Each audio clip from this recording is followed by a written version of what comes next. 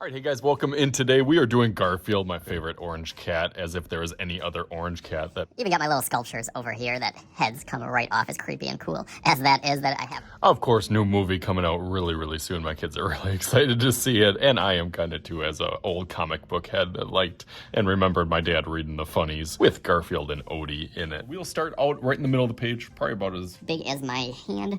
Garfield has a really round head. So we'll definitely start with that. I'm going to start off lightly as I can right in the middle here. Definitely a couple trademark features of him that we will add a line down the middle of it because that's where his center of his ear kind of goes off to one side. They are a little bit kind of triangular, but a little bit different. Garfield is his are really kind of aligned in the middle. So we will kind of get that triangle feel, you know, on one side that it kind of goes up and then down, up and then down on the side, but they definitely have more of a curve. So now that I have that, I can go over that a little bit darker.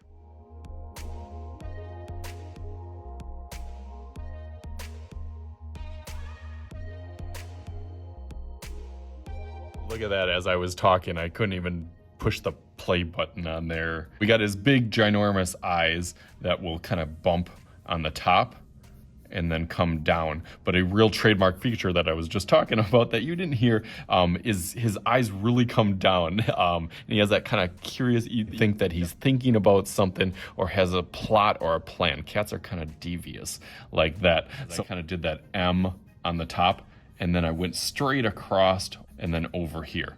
And then I put his kind of bubbly circle eyes, except for that middle part over here. And then I was just starting to talk about his little bumpy nose in between, and then his flap of skin that kind of turns almost into a mustache on him.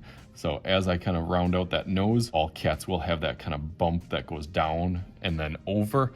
But for him, like I said, it kind of almost turns into a mustache. So one part kind of curves up over here and gives them a little bit of a smirk, rounds up over there, and then that bottom flops down and kind of exaggerates over here, and then kind of comes up to a little bit of a circle. Same thing on the other side.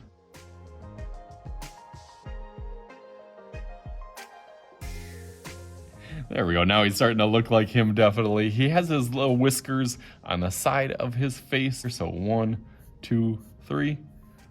1, 2, 3. And we can kind of tighten up his face a little bit more in here, depending on which version that you were doing, like the old school cartoon version or the kind of new movie. I feel like they kind of bubbled him up a little bit, made him a little bit more cute and adorable. I guess whichever way that you like, you can do that. But he does still have his kind of trademark texture that both of my little cats over here have, the kind of squiggles on the side. So you can add any sort of texture. So I'm gonna go over that with Sharpie and then start thinking about what I'm gonna do for the bottom or the background.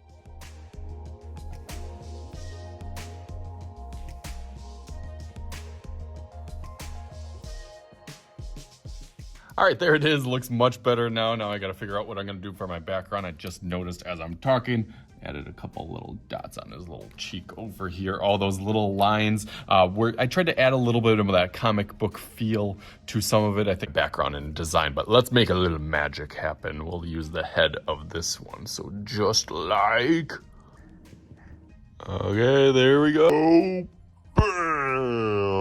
We got Garfield and his lasagna in the background. Keep in mind, I'm always pushing my skills and abilities to the maximum as I can for you guys here. Always incorporate good backgrounds and value and shading using a whole bunch of different tools. And here was no different. I tried to get the perfect orange for his skin and then tried to get a really good red that kind of popped for the background with the kind of table and everything. And then doing the little graphic style, comic book style in the background. So hopefully you guys had fun and enjoyed it. As always, I am Mr. Shooty. This is Mr. Shooty's Art Tale. We'll talk to you guys later.